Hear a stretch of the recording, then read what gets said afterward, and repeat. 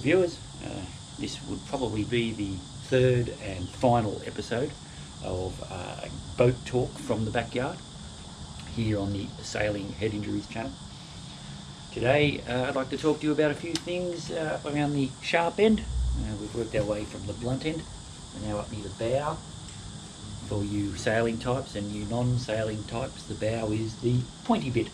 Okay, alright, so this boat has been painted. I've painted this boat with I think it was an International 1-pack urethane, I think from memory, yes that was right. Roll it on and then tip it off with a very good quality brush and you get a fairly good sort of a finish. First time I'd ever done it, so I could probably get a better finish if I'd now I'm a little bit more practiced at it. Word of warning, don't do it when it's hot. Don't do it when it's cold, probably spring, autumn, not winter or summer. This stuff will actually go off and you won't be able to tip it off. Now tipping, if you don't understand what that means, is you would roll the paint on and then with a very good quality brush, just very lightly drag the brush over the finish and it gives you a very nice smooth finish. But in heat, you'll find your brush starts to stick and you start to drag and you all sorts of things. So if you're going to paint your boat, which is not a bad thing to do sometimes, well, you might have to. I suggest do your research, get onto YouTube, get onto the internet, get onto the paint supplier's website and do your research first, learn how to do it and then give it a go.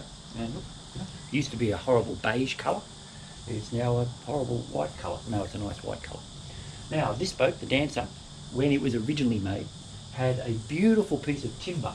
I think they call this a gunwale. Yes, beautiful piece of timber with a rope inlay in it. It looked absolutely beautiful. But when I bought this boat, it was all rotted and someone had actually painted it purple.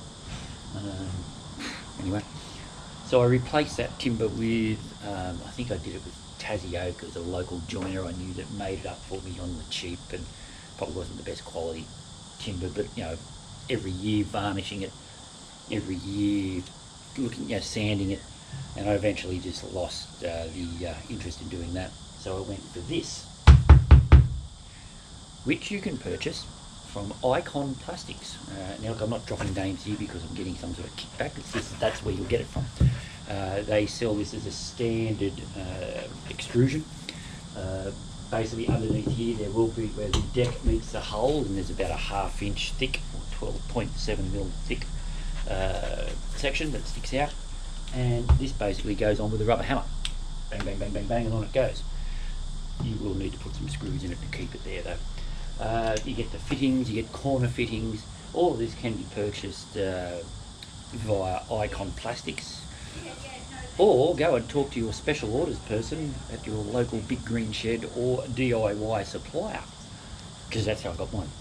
So I have painted this boat from the horrible 1970s beige to the beautiful 2024 white.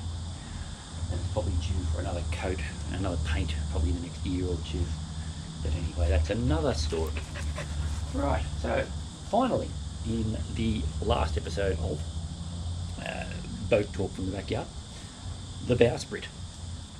Okay, so the bowsprit on head injuries is used to fly a code 55 sail, which is a code 0 without the big leechy bit that flaps around and does nothing. It has to be there for racing rules, apparently.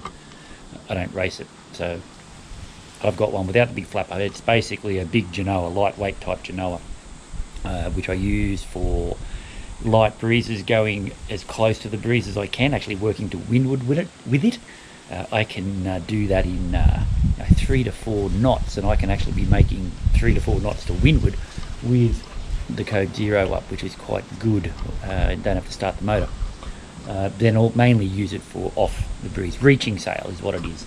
It'll handle up to about, Rolly Tasker sails tell me up to 18 knots. I don't take it much above 10 because it just gets a bit scary when you're out there by yourself.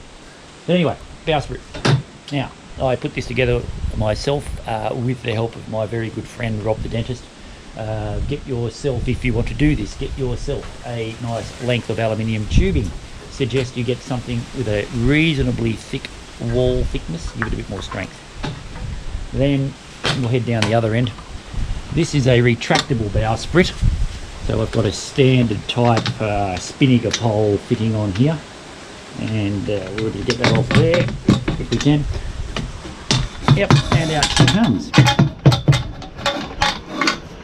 And it's a bit hard to do this with one hand whilst holding a camera, but anyway. Smart fella would put the camera down, wouldn't they? Yeah, we might do that. Right, so. Okay. Now, what we have is two lines, or two stainless steel cables that are run from either side of the bow sprit back down to these points down here. You might have seen something similar, or you'll see something similar on most boats with a bow sprit, but certainly if you look at the 18-foot skiffs, they have these things, these lines that come all the way back to their wings, but that's to stop sideways movement. I have turnbuckles on them, I tighten them up. So that assists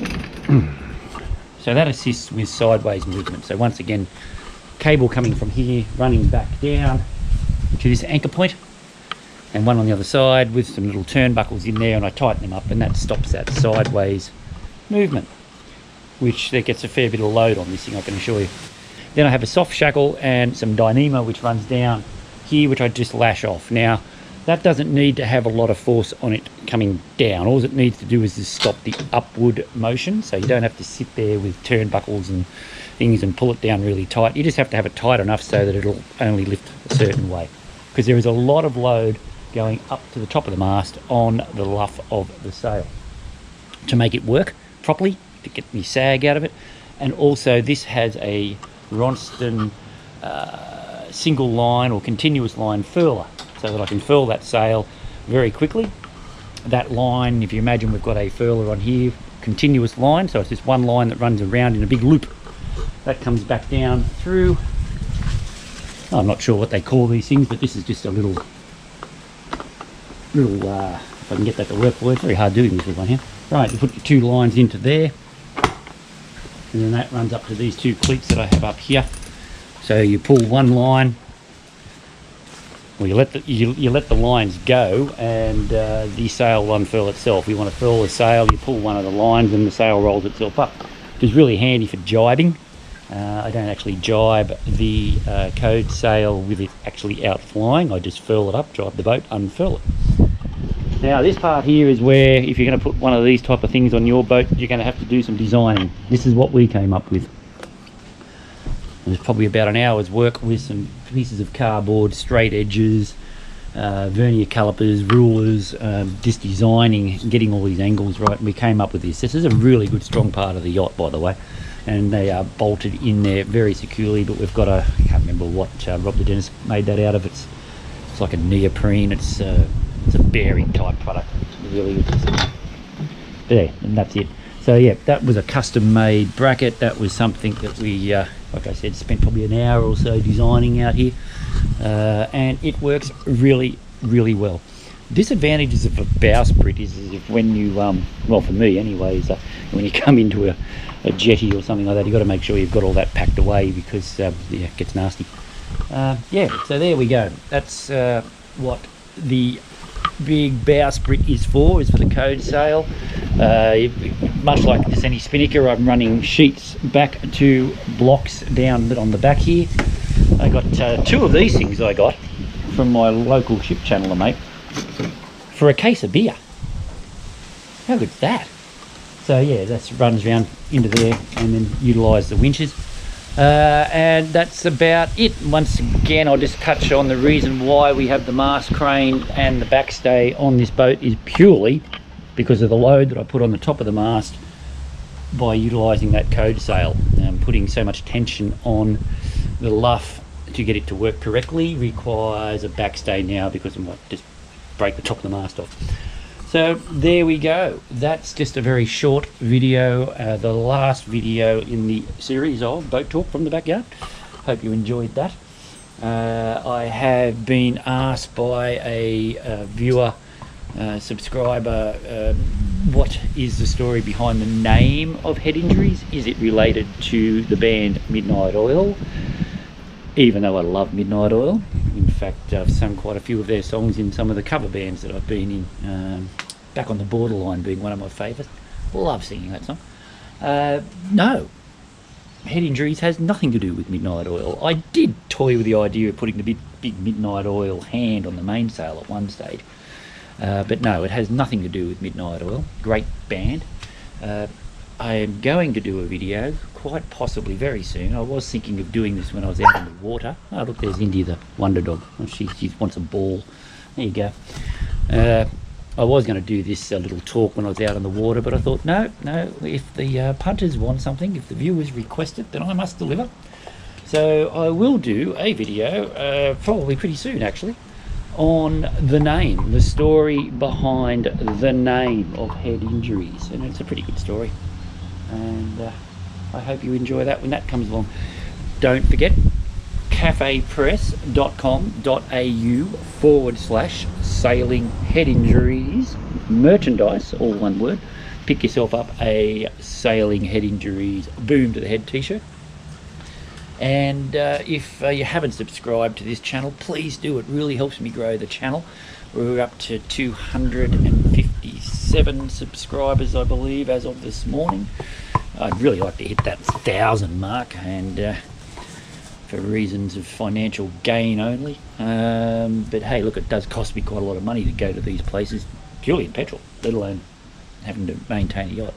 Just to get to some of these places can be a $500 round trip in petrol. But I do it for fun as well, so yeah.